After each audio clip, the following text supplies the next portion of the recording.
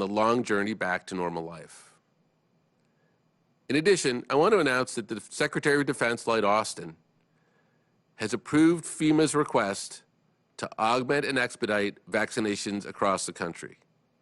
He's ordered the first contingent of more than 1,000 active duty military personnel to support state vaccination sites. Part of this group will start to arrive in California within the next 10 days to begin operations there around February 15th, with additional vaccination missions soon to follow. The military's critical role in supporting sites will help vaccinate thousands of people per day and ensure that every American who wants a vaccine will receive one. I know DoD will be providing a briefing this afternoon with more details, but I want to make sure you are aware of this important development in our whole of government response. With that, I will turn it over to Dr. Walensky. Thank you very much. I'm glad to be back with you today. Let's start with a snapshot of the pandemic.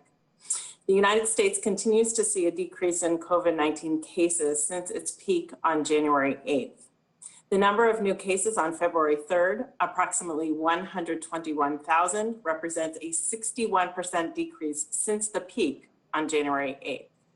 Similarly, the number of new hospital admissions reported on February 2nd, approximately 10,500, was down nearly 42% since the hospitalization peak of 18,000 reported on January 5th. On Wednesday, I noted the pace of deaths appears to be slowing and that we anticipated deaths would start to decrease in the coming weeks. Early data suggests now we're starting to see this decrease, with the 7-day average number of deaths declining 6.7% to slightly more than 3,000 deaths per day from January 28th through February 3rd. While we watch these data closely to see if these will be a confirmed trend, prior data do suggest that peaks in deaths usually trail the peaks in cases by somewhere between 9 and 20 days. However, we also may see variation in the daily numbers for different reasons, including reporting delays. As such, we will know better if this trend becomes a stable downward slope over the next week. While the data are moving in the right direction, context is important because cases, hospital admissions, and deaths all remain high and well above the levels that we saw in the summer and early fall. In order to keep these trends moving in the right trajectory, we must continue to wear masks, continue to social distance, avoid travel and crowds, and get vaccinated when it is your turn. And I want to underscore the importance of mask wearing. Today, CDC will be releasing 2 reports in the MMWR that describe the decline in COVID-19 hospitalization growth rates when statewide mask mandates are in place, as well as a study detailing face mask use among college students on college campuses with mask mandates. Finally, I want to highlight another dimension of the COVID-19 pandemic on society, specifically the impact on mental health and substance abuse. Yesterday, CDC reported a study in the MMWR among US adults and found that 28% reported symptoms of depression, 8% reported suicidal thoughts, and 18% reported they had started or increased substance use to cope with emotions during the pandemic. The study also found that these outcomes were higher for some racial and ethnic groups, including Hispanic adults. This study underscores the need to ensure that the response to the COVID-19 pandemic includes attention to behavioral health needs of communities. And it reminds us that the longstanding systemic health and social inequities have put many racial and ethnic minority groups at increased risk for poor health outcomes, including COVID-19. And it underscores the need for health equity to underpin everything we are doing in response to this pandemic. Thank you. I'll now turn it over to Dr. Fauci. Dr. Fauci. Thank you very much, Dr. Walensky. What I'd like to do in the next couple of minutes is just to bring you up to date on one of the issues that we discussed at our last briefing, and that is the progress along the way of the J&J on the basis of the data from their ensemble trial in getting the information to the FDA, examining it in preparation for the possibility of an emergency use authorization.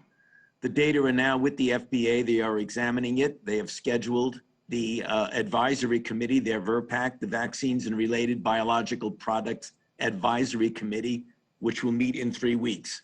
So let me just very briefly review for you where we are and where we hope to go. As you know, the data on efficacy of this ensemble trial, which involved 3 countries, the United States, Brazil, and the Republic of South Africa, showed an overall efficacy of 66%. But when you unpacked from the different countries, you had a 72% efficacy for mild to moderate disease in the USA. In the Republic of South Africa, which, as you know, is of concern to us because of the mutant and the lineage that is now dominant in the Republic of South Africa, namely the B.1.351. In that, the protection against moderate disease was 57%. But the good news is that when you looked across all of the countries, the protection against truly severe disease was well over 80%, in fact, about 88.8%. Also of interest is that in the South African study, as well as all of the others, there were essentially no hospitalizations or deaths. So the sobering news is that we are dealing with variants, antigenic variation, which does have clinical consequences, as I mentioned on the last press briefing, of escape from some of the monoclonal antibody protection and a diminution in some of the protection that we have from the current vaccines. But the somewhat encouraging news is the rather complete protection against very severe disease, including hospitalizations and deaths. Now, when you look at what's going on in our own country, clearly, as the days and the weeks go by, you see, as predicted, an increase in the prevalence of the UK variant, the B.1.1.7 in the United States, which, as you well know, has been shown by the Brits to have an increase in efficiency of transmissibility, as well as a recent paper showing that there was some increase in pathogenesis leading to severe disease. So this is something that we will have to deal with because this is something that's expanding in its prevalence in the United States. The point that I want to make and end with is something that I said last time that I really think it's important for us here in the United States to realize, that the evolution of variants occurs only when you have a certain degree of replication of the virus in the community. And that means spread from person to person.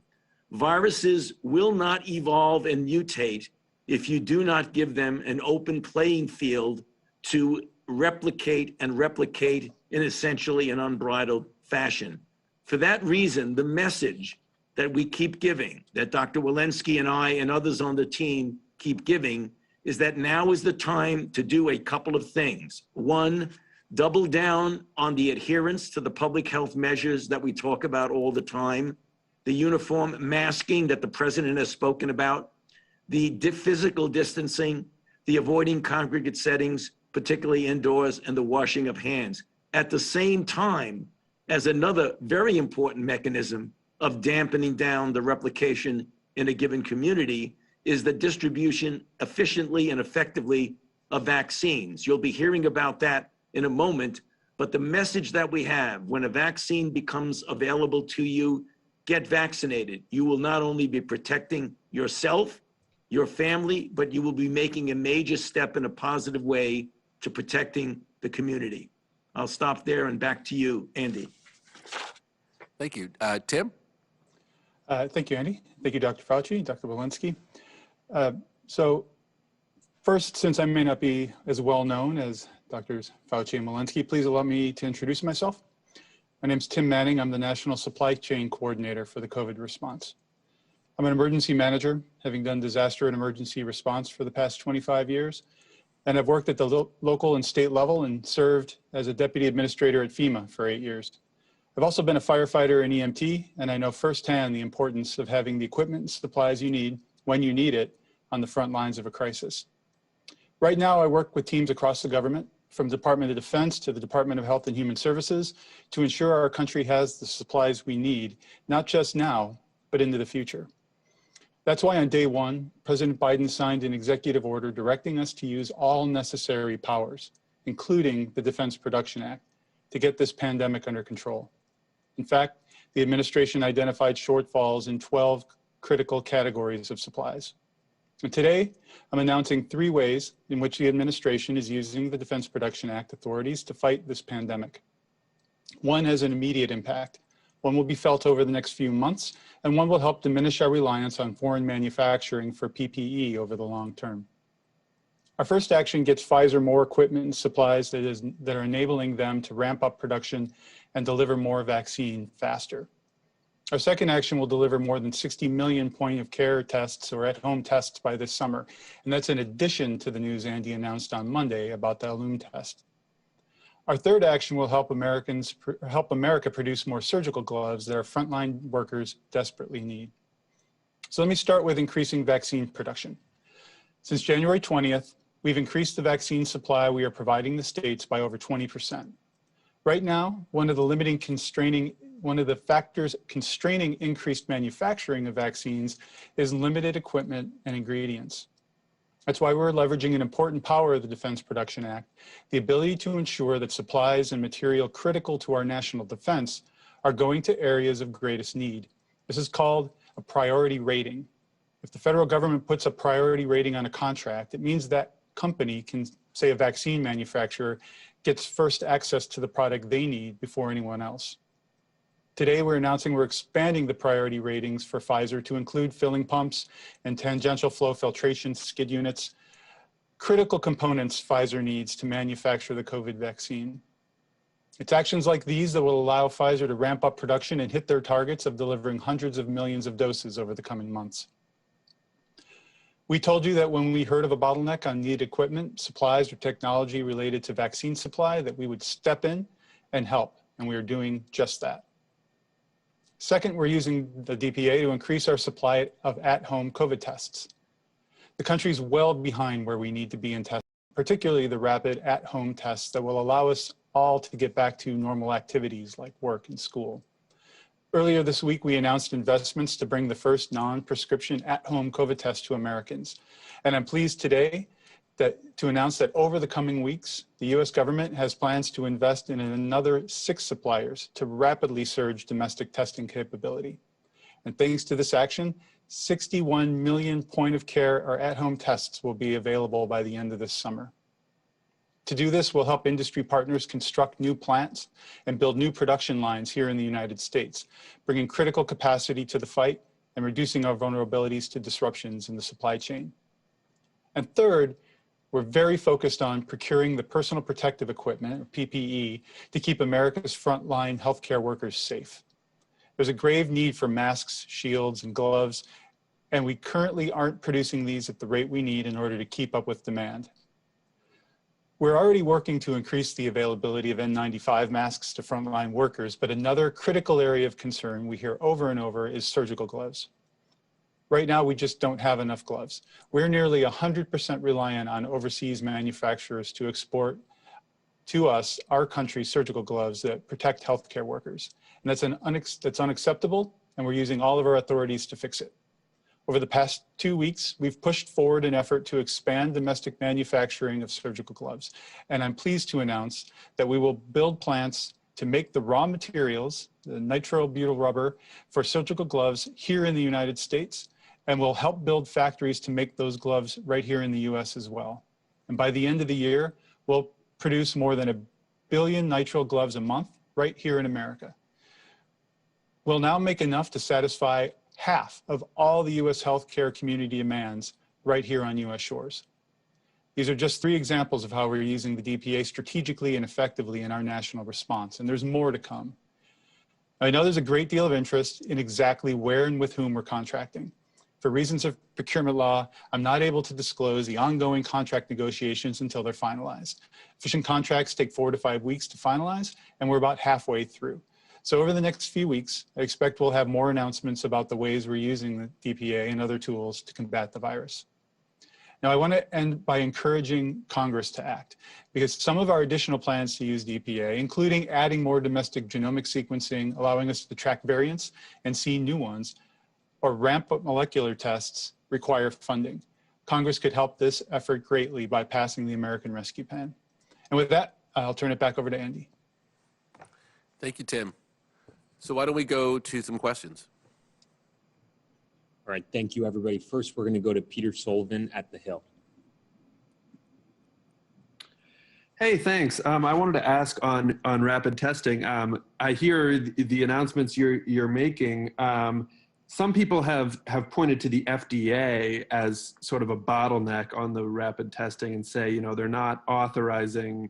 They're maybe taking too conservative a view of accuracy, comparing it to PCR, and not kind of authorizing simple rapid tests that can be, millions per day, maybe even more plentiful than what you're talking about. So I wonder, is there any consideration of either creating a new approval pathway at the FDA or taking more steps to kind of authorize even more plentiful rapid tests? Yeah, thank you, Peter. Look, we understand that everybody who has something submitted to the FDA wants their product approved. And, I would only observe, having been around the FDA for quite some time, that when they go fast, people criticize them. When they go slow, people criticize them. And I think we should be delighted with the announcement today, which I think is a counterfactual to the question. Having 60 million more at-home tests available over the course of the summer is exactly what the country needs. I think it will change things pretty significantly. So I'm very excited about this announcement, and I think many Americans hopefully will be as well.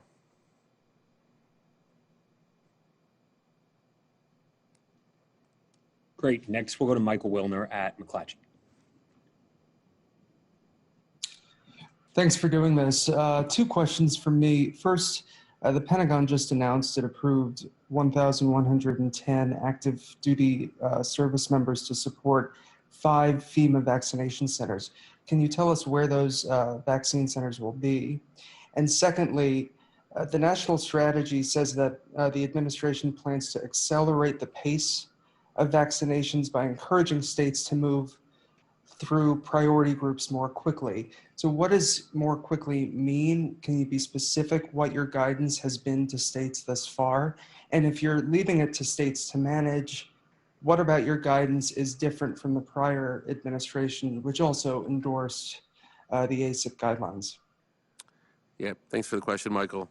I believe the Department of Defense is going to hold a briefing this afternoon to answer questions specifically about their announcement. All I can tell you is that it is such a critical part of our all-of-government response and the teamwork that I've observed since I've been here.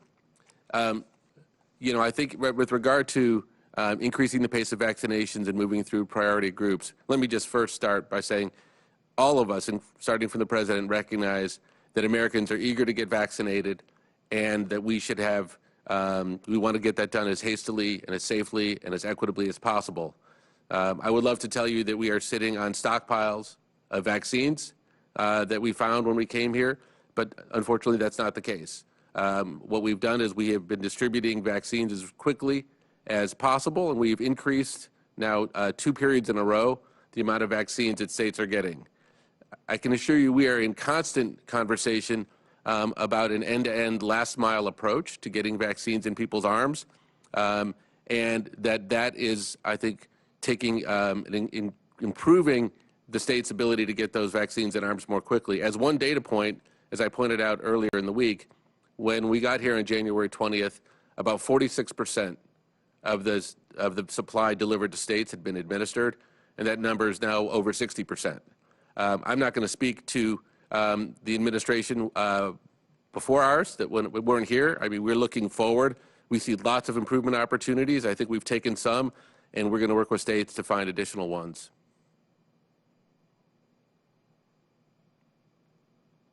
Next question.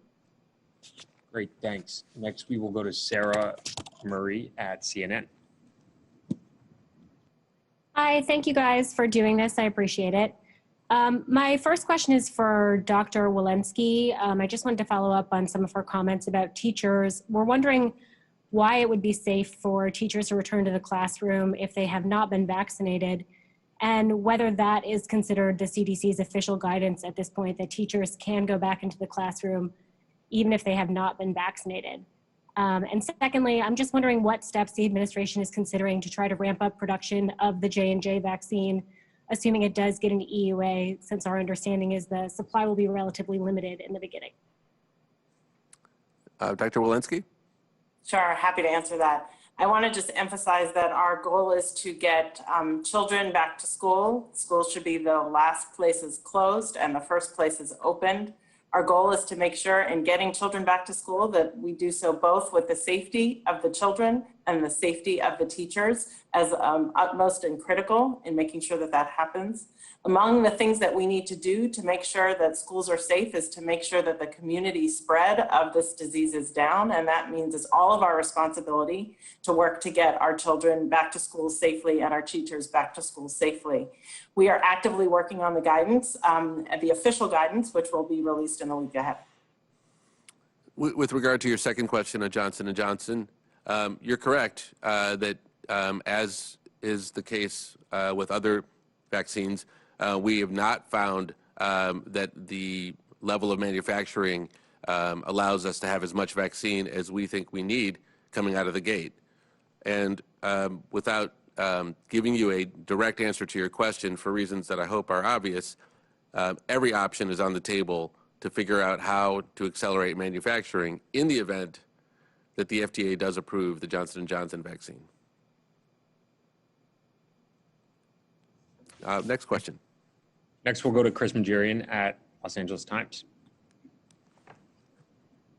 Hello. Wanted to see if this is the first official use of the Defense Production Act to speed the production of the vaccines, and wanted to see if this use of the DPA is going to increase the pace of vaccine production ahead of what was previously announced, or just ensure that production meets the targets that were previously announced. Tim, do you want to take the first? And you're welcome to take the second, or I can take the second if you'd like. Sure, thanks, Andy. This amounts to the first sequence of actions under the Defense Production Act that we've taken under the Biden administration over the last couple of weeks. There have been DPA ratings. I think people probably familiar with in the last days of the Trump administration, there was some limited use of the Defense Production Act on the Pfizer vaccine, but there have been DPA ratings placed previously over the course of the last year in the manufacturing of the vaccines by the previous team as well. And as far as the second question, I'll defer back over to Andy. Yep. So I think that the use of the Defense Production Act that Tim outlined is what is allowing, one of the things I should say, that's allowing Pfizer to meet the targets. And I think you may be aware that last week they announced an acceleration of their targets of when they'll be able to deliver vaccines. And I think our partnership with them is one of those reasons. I'm not going to say it's the entire reason, but it's certainly a critical factor. Next question. All right, and last question, we'll go to Tommy Christopher at Mediaite. Hi, can you hear me? Yes. All right, thank you. My question is for Dr. Fauci principally, but really for any of you.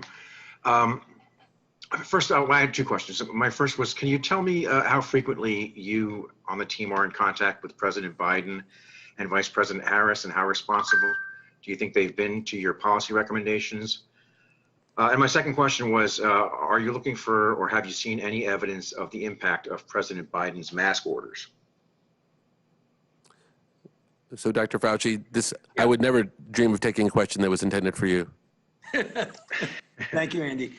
Yes, the interaction with the president is frequent. I mean, we've only been at this now, for just a couple of weeks, and I've already had three interactions with the president in a direct briefing situation, either virtually or twice at the White House, once in the state dining room and once in the Oval Office just last week. So he is very, very much involved, literally on a daily basis, obviously, because you have Jeff Zients briefing him continually. But personally, as a member of the team, together with Dr. Walensky and others on the team, we have seen him at least once a week and maybe a little bit more. Yep. And I think that was this week, I think you're referring to as well, not last week. Still Friday, believe it or not. And on that note, I think, was there another, I'm sorry, was there another part to your question that we didn't answer? Yes, I was asking, can you hear me still? Yes. All right, sorry. Yeah, I was asking if you are looking for or have you seen any evidence of the effects of President Biden's mask orders? So I'm going to ask Rochelle if you've, Dr. Walensky, if you've seen any data that's emerged on increases in mask use recently. Thank you for that question. I think it's probably too early to reflect on what is happening with the mask order now, because it'll be, we have a lot of things that have happened sort of at the same time. First, it is the case that cases are coming down, and I do think the mask order is helping in protect people and having those cases coming down. But all of what is also happening is that, we are coming off of the case bump from the holidays. And so a lot of things are happening at once. We are going to be watching the mask data very carefully. As I mentioned earlier, the MMWR that will be coming out today did demonstrate in 10 states that when mask orders were in place, that after 3 weeks, hospital growth rates went down. So I think it's probably still a bit too early to tell, but I'm encouraged with the decreasing case rates right now. Thank you, Dr. Thank Walensky. you.